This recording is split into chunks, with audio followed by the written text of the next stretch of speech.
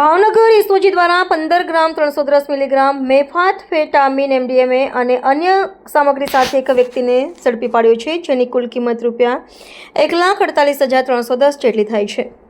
ગુજરાત સરકાર દ્વારા રાજ્યભરમાં શરૂ કરાયેલા નશામુક્ત ગુજરાત અભિયાન અંતર્ગત ભાવનગર રેન્જના પોલીસ મહાનિરીક્ષક શ્રી ગૌતમ પરમાર તથા ભાવનગર જિલ્લાના પોલીસ અધિક્ષક શ્રી નીતિશ પાંડેના માર્ગદર્શન હેઠળ ભાવનગર જિલ્લો તથા રાજ્યમાં છૂપે છાપે નશીલા પદાર્થો લાવીને યુવાનોને નશાના અંધકારમાં ધકેલનારા તત્વો સામે કડક પગલાં લેવા માટે એક વિશેષ ડ્રાઈવ હાથ ધરવામાં આવી છે।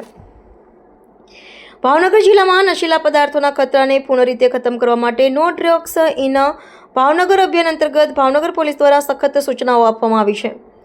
આ સૂચનાઓ તથા માર્ગદર્શન અનુસાર ભાવનગર એસઓજીના પોલીસ ઇન્સ્પેક્ટર DU સુનેસરા દ્વારા નીચે મુજબની કાર્યવાહી કરવામાં આવી છે। વિશ્વસનીય માહિતીના આધારે હેડ કોન્સ્ટેબલ જયવરસિંહ ચુડાસમા અને ટીમ દ્વારા સુમરા રહીમભાઈ હનીફભાઈ રહેવાસી ગલી નંબર 1 પ્રભુદાસ તળાવ મફતનગર હાલ વડવા મોતી તળાવ દીદારવાસ ભાવનગરને ઝડપી પાડ્યો હતો। તેની